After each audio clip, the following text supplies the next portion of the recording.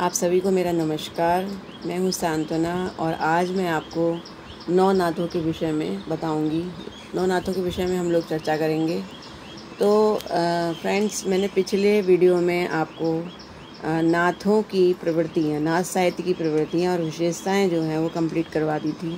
अब मैं आज आपको नौ नाथों के विषय में बताऊंगी, जो भी इम्पोर्टेंट बातें बनती हैं, और इसके अलावा जो इम्पोर्टेंट नाथ हैं उनके जीवन के बारे में वो मैं आपको बताती हूँ, ठीक है, क्योंकि अक्सर यही पूछा जाता है। तो दोस्तों, सर्वप्रथम मैं आपको गौरक्ष सिद्धांत जो एक ग्रंथ है, इसके बारे में मैं आपको कुछ पंक्तियाँ बताना चाहती हूँ। इसकी कुछ पंक्तियाँ मैं आपको बताती हूँ। देखिए उनमें क्या लिखा है।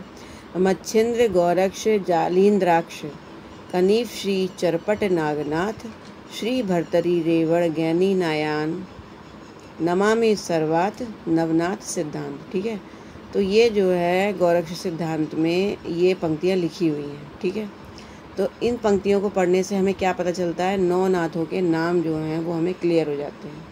किस तरह से, देखिए, मच्छिंद्र का मतलब क्या हुआ, मत्स्येंद्र नाथ। ठीक है, गौरक्ष का मतलब क्या हुआ, गोरखनाथ। जालिंद्र का मतलब हुआ जालंधर नाथ। कनीफ का मतलब हुआ कनीफनाथ। कनीफनाथ यानी कृष्ण नाथ, कृष्ण भी बोलते हैं इनको। ठीक है, तो कृष्णपाद को कनीफनाथ का नाम भी दिया गया था। ठीक है, इसके अलावा श्री चरपट नागनाथ यानी चरपटनाथ और नागनाथ दो यहाँ से निकले। श्री भर्तरी यानी भर्तहरिनाथ।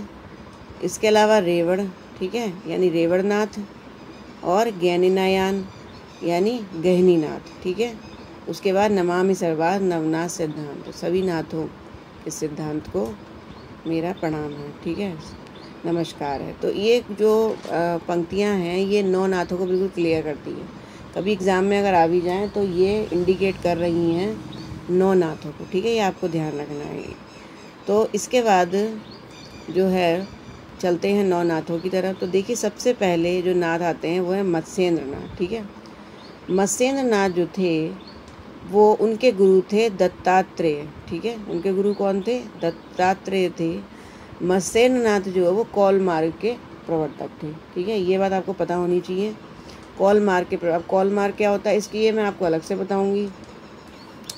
तो मत्स्येंद्र नाथ कौल मार्ग के प्रवर्तक थे और इनके गुरु थे दत्तात्रेय। ठीक है, इसके बाद फिर आते हैं गोरखनाथ। ठीक है, गोरखनाथ जो है ये तो आपको पता ही है कि नाथ संप्रदाय के प्रवर्तक गोरखनाथ ही माने जाते हैं। ठीक है, तो गोरखनाथ के गुरु कौन थे, वो थे मत्स्येंद्र नाथ। ठीक है, उसके बाद अगले हैं गहनीनाथ। गहनीनाथ जो थे उनके गुरु थे गोरखनाथ। उसके बाद थे जालंधर नाथ।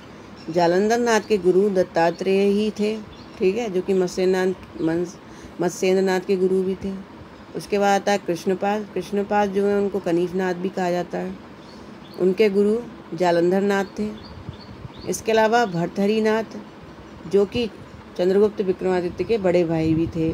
ठीक है, विक्रमादित्य के बड़े भाई थे भर्तहरिनाथ। ठीक है, तो उन्होंने भी गोरखनाथ से ही शिक्षा ली थी। तो ये नौ नाथों में पहले ये बौद्ध धर्म के अनुयायी थे, लेकिन बाद में नाथ संप्रदाय में पढ़ने इन्होंने कर लिया था अपना। ठीक है, तो भर्तहरिनाथ के बाद फिर रेवणनाथ आते हैं। रेवणनाथ के बाद नागनाथ। नागनाथ को महाअवतार बाबा भी कहा जाता है। ये जो रजनीकांत जी जो है फिल्मी एक्टर, तो जो रजनीकांत जी हैं वो इनके परम शिष्य हैं नागनाथ के। ठीक है, उसके बाद आती चरपटनाथ। चरपटनाथ जो है उन्होंने भी गोरखनाथ से शिक्षा ली थी और इन्होंने सबसे पहले रसेश्वर संप्रदाय के प्रवर्तक थे। ये रसेश्वर संप्रदाय इन्होंने जो है उसको चलाया था, लेकिन बाद में फिर ये नौ नाथों में परिणत हो गए थे। ठीक है, तो इस तरीके से नाथ संप्रदाय में आ गए चरपटनाथ। तो ये कुछ बताई हैं मैंने बातें नौ नाथों के विषय में। ठीक है, नौ नाथों में जो सबसे प्रमुख थे वो थे गोरखनाथ। ठीक है, गोरखनाथ के विषय में ही ज़्यादा पूछा जाता है एग्ज़ाम्स में भी। बाकी नाथों के विषय में ज़्यादा से ज़्यादा गुरु का नाम पूछा जाता है, ठीक है। और कुछ विशेष प्रश्न है, ये प्रश्न मैं आपको नाथों के विषय में सारे प्रश्न एक साथ करवा दूंगी मैं आपको कंप्लीट। लेकिन जो सबसे ज़्यादा महत्वपूर्ण है वो है गोरखनाथ, ठीक है। तो गोरखनाथ जो थे वो थे नाथों में सबसे अधिक प्रभावशाली, ठीक है। सबसे ज़्यादा प्रभावशाली जो गोरखनाथ माने जाते हैं नाथों में, ये मध्य युग के प्रसिद्ध धार्मिक नेता भी माने जाते हैं। ये माना जाता है कि मध्य युग की जो भक्ति साधना रही उसमें सबसे ज़्यादा जो प्रसिद्ध नेता थे वो कौन थे? गोरखनाथ थे, ठीक है। मत्स्येंद्र नाथ के शिष्य थे ये, ठीक है। ये इनके गुरु कौन थे? मत्स्येंद्र नाथ या मच्छंद्र नाथ। मच्छंद्र नाथ भी इनका दूसरा नाम है, ठीक है, मत्स्येंद्र नाथ का।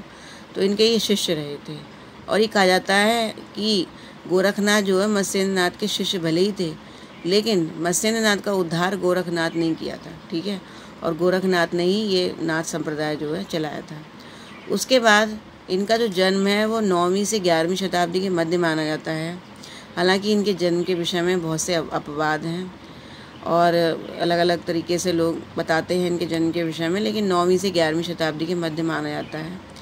इनका जो मुख्य स्थान था, निवास स्थान, वो गोरखपुर था। गोरखपुर में ही रहा करते थे। आज भी देखिए गोरखपुर में जो मंदिर है गोरखनाथ का, आदित्यनाथ योगी जी जिसके महंत हैं, तो वो जो है मुख्य स्थान गोरखनाथ है इनका। लेकिन जो इन्होंने धर्म का प्रचार पंजाब, राजस्थान इन क्षेत्रों में किया था।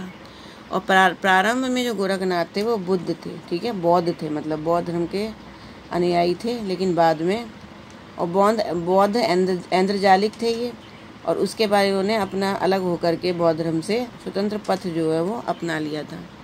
उसके बाद प्रमुख रचनाएं इनकी शिष्या दर्शन, प्राण संकली, नरवय बोध, आत्मबोध, अभय मात्रा जो 15 तिथि, सप्तवार, मच्छिंद्र गोरखनाथ, रोमावली, ज्ञान तिलक, पंचमात्रा, सबदी, महादेव, गोरख पुष्टि, गोरख संत, गोरख गणेश गोष्ठी, निरंजन पुराण, अष्टाक्षरी, ये सारी जो चीज़ें हैं, ये सब जितनी रचनाएं हैं सब गोरखनाथ की हैं।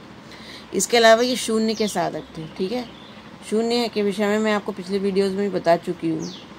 शून्य के साधक थे ये गोरखनाथ, और ये मानते थे कि देखिए, एक तो गुरु की महत्ता को ही सबसे ज़्यादा मानते थे, ठीक है। इनका जो काव्य है उसमें गुरु की महत्ता का वर्णन अत्यधिक मिलता है। इसके अलावा अंजन जो है उसको विकार मानते थे, और निरंजन को वो विकार रहित शिव मानते थे। तो इनका जो साहित्य है वो ये कहता है कि अंजन विकार के भीतर, निरंजन विकारहीन शिव को प्राप्त किया जाना ही जो है वो नाथों का सर्वोच्च उद्देश्य है। उसके बाद आचार शुद्धि, सहज समाधि, निवृत्ति मार्ग, जीवन दर्शन, और जो कि उपभोगवादी जीवन दृष्टि से विपरीत है। जबकि जो सिद्ध हुआ करते थे उनमें उपभोगवादी जीवन दृष्टि थी, जबकि इन्होंने निवृत्ति मार्ग जीवन दर्शन को जो है अपनाया था, जो कि सिद्धों से मतलब अपोजिट है। उसके बाद ये हठ योग के प्रवर्तक थे। हठ योग, देखिए हठ शब्द जो है वो हा और ता, ठीक है, शब्द से आया है। हा और ता, हा से हल और ता से तरबूज। तो हा और ता शब्दों से आया है। हा का मतलब होता है सूर्य और ता का मतलब होता है चंद्रमा, ठीक है। तो सूर्य और चंद्रमा से मिलकर के जो योग बनता है उसे हठ योग कहा जाता है। ये मैंने आपको बताया। हालांकि हठ योग के विषय में केवल इतना बताना न्याय नहीं है। हठ योग है, कौल मार्ग है, ये कुछ शब्द ऐसे हैं जो समझ में नहीं आते, पंच विडाल हैं। तो ये सब मैं आपको एक अलग वीडियो में जो टिपिकल वर्ड्स हैं उनको मैं अलग से बताऊंगी। फिलहाल आपको इतना याद रखना है कि हठ योग के प्रवर्तक थे, ठीक है, कौन? नाथ जो थे, गोरखनाथ। तो इस तरह से मैंने आज आपको नाथों के विषय में बता दिया। आप मेरे चैनल को सब्सक्राइब कर लीजिए। अगर कोई भी डाउट हो तो कमेंट करके बताइए, मुझे मोटिवेट करते रहिए। और इसके अलावा मेरे जो वीडियोज़ हैं उनको ज़्यादा से ज़्यादा शेयर कीजिए, और दोस्तों कमेंट करते रहिए। फिर मिलती हूँ नेक्स्ट वीडियो में। नमस्कार।